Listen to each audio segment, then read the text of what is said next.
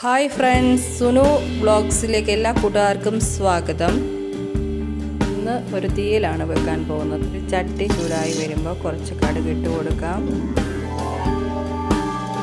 എല്ലാ കൂട്ടുകാരും Sunu vlogs channel കാണണം, സബ്സ്ക്രൈബ് ചെയ്യണം, ലൈക്ക് ചെയ്യണം, കമൻറ്റ് ചെയ്യണം.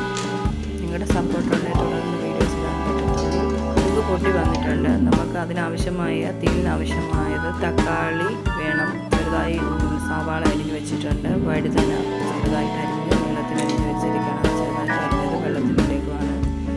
ചെറിയൊരു കറയുള്ളത് കൊണ്ടാണ് വഴുതനങ്ങ വെള്ളത്തിൽ അരിഞ്ഞിട്ടിരിക്കുന്നത്. അതിന് വേണ്ട മസാലകൾ മല്ലിപ്പൊടി, മുളക് പൊടി, മഞ്ഞൾപ്പൊടി എടുത്ത് വെച്ചിട്ടുണ്ട്. നമുക്ക് കടുക് പൊട്ടി വരുമ്പോഴത്തേനും ഉള്ളി ഇട്ട് കൊടുക്കാം. ഉള്ളി ഇട്ട് കൊടുത്ത ശേഷം എല്ലാ കൂട്ടുകാരും തുടർന്ന് എന്നെ സപ്പോർട്ട് ചെയ്യണം. ഇതുവരെ സബ്സ്ക്രൈബ് ചെയ്യാതിരിക്കുന്ന കൂട്ടുകാരുണ്ടെങ്കിൽ ഒന്ന് സബ്സ്ക്രൈബ് ചെയ്തേക്കണം കേട്ടോ. ഉള്ളിയിലേക്ക് അരിഞ്ഞു വെച്ചിരിക്കുന്ന വഴുതനങ്ങ ഇട്ട് കൊടുക്കാം. ഒരു 3 ചെറിയ വഴുതനങ്ങ മതി ഒരു തീയിൽ വെക്കാൻ. നല്ല ടേസ്റ്റാണ് വഴുതനങ്ങ തീയിൽ വെക്കാൻ. നിങ്ങളൊന്ന് ട്രൈ ചെയ്ത് നോക്കണം വഴുതനങ്ങ തീയിൽ. ഇനി നമുക്കൊന്ന് വഴറ്റി കൊടുക്കാം. ചെറുതീയിൽ വഴറ്റി കൊടുക്കാം. കുറച്ച് ഉപ്പിട്ട് കൊടുക്കണം. ഉപ്പിട്ട് കൊടുക്കാമെങ്കിൽ പെട്ടെന്ന് അത് വഴറ്റി ഇച്ചിരി ഉപ്പിട്ട് ഞാൻ കൊടുക്കുന്നുണ്ട്. അത് പെട്ടെന്ന് അത് വഴറ്റി കിട്ടും. വഴുതനങ്ങ ഉള്ളി നല്ലപോലെ വഴറ്റി കൊടുക്കാം. ഉള്ളിയും വഴുതനങ്ങയും നല്ലപോലെ വഴറ്റി കൊടുക്കാം. വഴറ്റിയതിലേക്ക് നമുക്ക് കറിവേപ്പില ചേർത്ത് കൊടുക്കാം. കറിവേപ്പില കറികൾക്ക് ചേർത്ത് കൊടുക്കുന്നത് നല്ലതാണ്. കറിവേപ്പില ഉള്ളപ്പോൾ ഞാൻ ഇട്ട് കൊടുക്കാറുണ്ട് കറികൾക്ക്. വഴുതനങ്ങയും ഉള്ളിയും വഴറ്റുന്നതിലേക്ക് അരിഞ്ഞ് വെച്ചിരിക്കുന്ന തക്കാളിപ്പഴം നമുക്ക് ചേർത്ത് കൊടുക്കണം. 2 തക്കാളിയാണ് ഞാൻ എടുത്തിരിക്കുന്നത്. അതിലേക്ക് ചേർത്ത് കൊടുത്തിട്ടുണ്ട്. ചേർത്ത് കൊടുത്തത് നല്ലപോലെ വഴറ്റി കൊടുക്കാം. തക്കാളിപ്പഴവും വഴുതനങ്ങയും ഉള്ളിയും നല്ലപോലെ വഴറ്റി കൊടുക്കാം. ഏകദേശം നല്ലപോലെ വഴഞ്ഞ് വരുമ്പോൾ നമുക്ക് അതിലേക്ക് എടുത്ത് വെച്ചിരിക്കുന്ന മസാലപ്പൊടികൾ ചേർത്ത് കൊടുക്കാം. അതിലേക്ക് മസാലപ്പൊടികളെല്ലാം ചേർത്ത് കൊടുത്തു.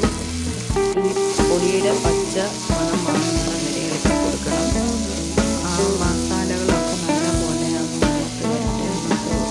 ശേഷം നമുക്ക് അതിലേക്ക് ആവശ്യമായ ഗ്രേവിക്ക് ആവശ്യമായ വെള്ളം ചേർത്ത് കൊടുക്കാം.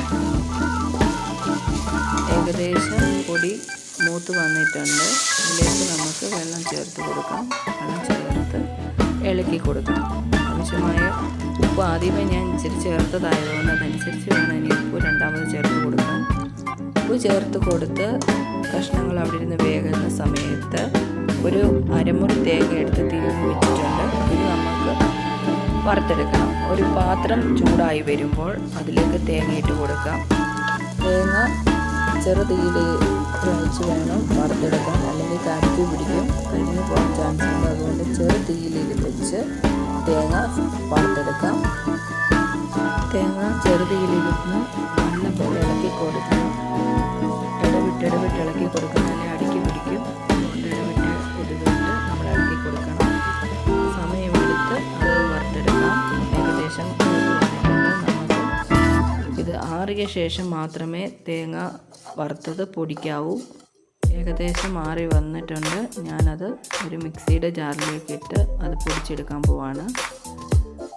ചൂടാറിയ ശേഷം തേങ്ങ വറുത്തത് നമുക്ക് കറിയിലേക്ക് ചേർത്ത് കൊടുക്കാം.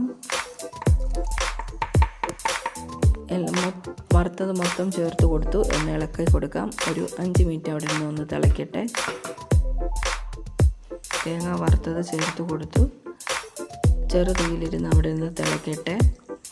വളരെ സ്വാദിഷ്ടമായ വഴുതനങ്ങ തീയൽ റെഡി ആയിട്ടുണ്ട്. നിങ്ങളും ഒന്ന് ട്രൈ ചെയ്ത് നോക്കണം. Thank you all.